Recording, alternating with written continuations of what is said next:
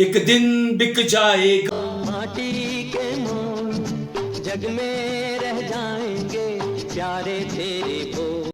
जग में रह जाएंगे प्यारे तेरे बोल।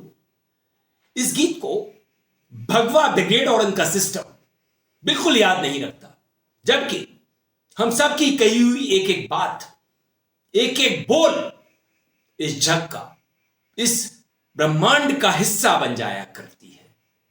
जबकि ये लोग तो हिंदू धर्म की ठेकेदारी लेकर के बैठे हैं।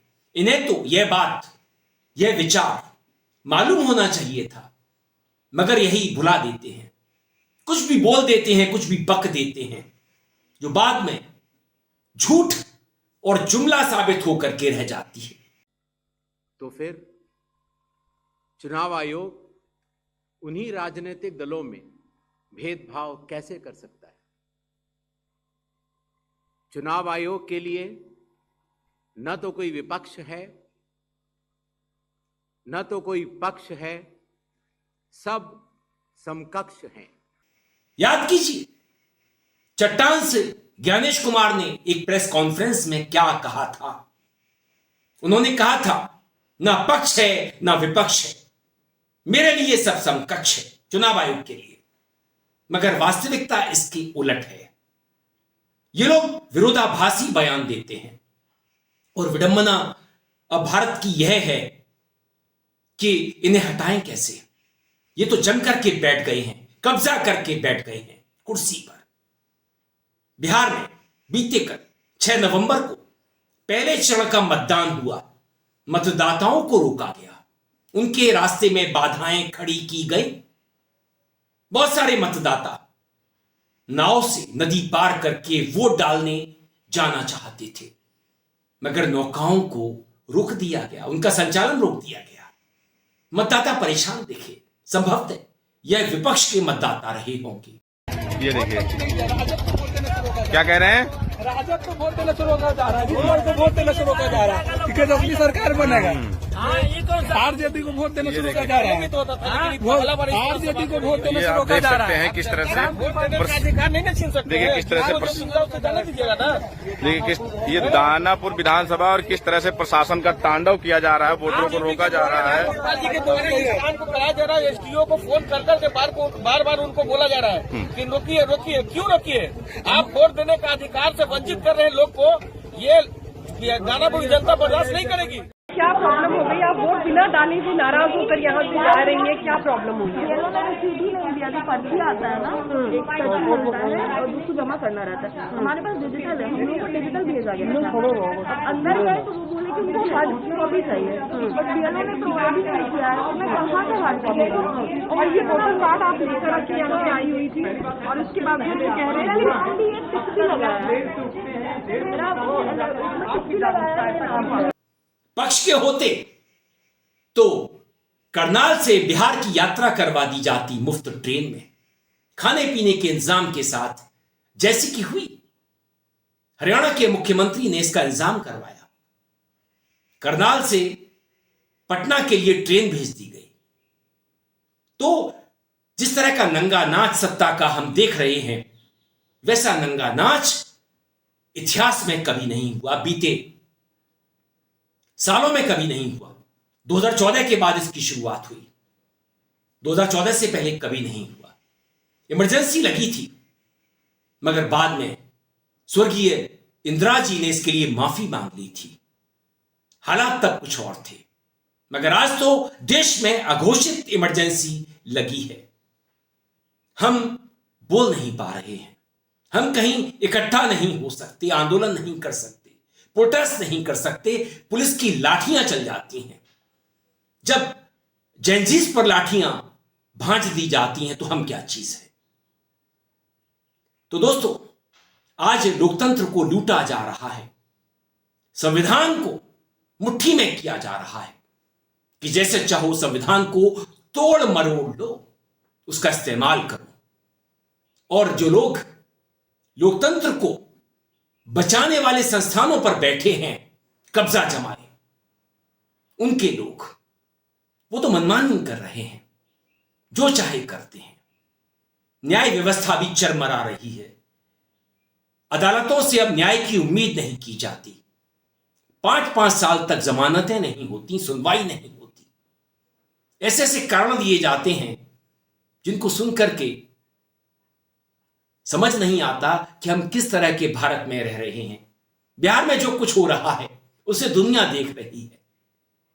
मोदी खुद को विश्व गुरु कहलवाना चाहते थे, मगर ट्रंप उनसे आगे निकले और मोदी का जो 56 इंच का सीना हुआ करता था, जिसे वो संसद में ठोक ठोक करके कहा करते थे, एक अकेला सब पर भारी, ट्रंप ने फिर से बोला कि भारत के इतने विमान गिरे। मोदी बता नहीं रहे हैं, सेना के लोगों को आगे कर देते हैं। ऐसा लगता है सेना का भी भगवाकरण कर दिया गया है।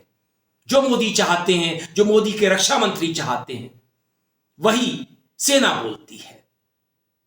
अखंड भारत की जो लोग बात करते हैं आपसे, वो क्या अखंड भारत बनाएंगे जो आज के भारत को संभाल नहीं पा रहे हैं? उनसे भारत संभाल नहीं पा रहा है। ये संस्कृति और परंपरा की दुहाई तो देते हैं, मगर भारत को नहीं समझते। ये इतिहास की बात तो करते हैं, 5000 साल के अतीत को बताकर के आपको गौरवान्वित करने की कोशिश करते हैं, आपको गर्व महसूस करवाते हैं, मगर वास्तव में आज भारतीयों का सीना पहले से सिकुड़ रहा है, वो चौड़ा नहीं हो रहा है, क्योंकि हम चीन पर निर्भर हैं, टेक के लिए चीन पर निर्भर हैं। हमारी सोच विज्ञान से हटती जा रही है, शिक्षा पर काम नहीं हो रहा है, खर्चा नहीं हो रहा है, एयरपोर्ट बनाए जाते हैं, बंद हो जाते हैं। मोदी कहा करते थे कि हवाई चप्पल वाला हवा में सफर करेगा, मगर वो तो बेचारा हवा हुआ जा रहा है। और बीजेपी के कद्दावर नेता, आरएसएस के लोग जब बिहार में फिर से मतदान करते हैं तो हमारा सर और भी शर्म से झुक जाता है। बीजेपी के पूर्व सांसद, राज्यसभा सांसद राकेश सिन्हा कितनी ढिठाई से कैमरे पर बोल रहे हैं कि जो कुछ आम आदमी पार्टी, कांग्रेस, विपक्ष मेरे बारे में बोल रहा है कि मैंने बिहार में अपने गृह जिले में फिर से मतदान किया है, मैं मानहानि का दावा कर दूंगा। आम आदमी पार्टी और कांग्रेस पार्टी की राजनीतिक नैतिकता और संवैधानिक नैतिकता इतनी गिर गई है कि झूठ और प्रपंच का सहारा ले रही है। वो मुझ पर आरोप लगा रही है कि मैंने दिल्ली में वोट करके फिर बिहार में वोट दिया। वे संविधान के नियमों को शायद नहीं जानते। दिल्ली की मतदाता सूची में मेरा नाम था और मैंने वहां की मतदाता सूची से नाम हटाकर अपने पुश्तैनी गांव, जो बिहार के बेगूसराय जिले के मंसीरपुर में है, जहां मेरा घर है, जो मेरा स्थायी पता है, जहां मेरी खेती है, जहां मेरे लोग रहते हैं, मेरे घर के लोग रहते हैं, वहां की मतदाता सूची में मैंने अपना नाम डलवा दिया। और मेरा देश की मतदाता सूचियों में से सिर्फ बिहार के मतदाता सूची में नाम है। इसके बावजूद बिना तथ्यों को जांचे जिस प्रकार से आम आदमी पार्टी और कांग्रेस पार्टी ने सोशल मीडिया और टेलीविजन चैनलों पर गलत अफवाह उड़ाया, गलत आरोप लगाए, मैं उसकी सिर्फ निंदा ही नहीं करता हूं, बल्कि मैं कहता हूं कि इसके लिए मैं उन पर मानहानि का मुकदमा भी कर सकता हूं। अरे राकेश, किस मुंह से मानहानि का दावा करोगे?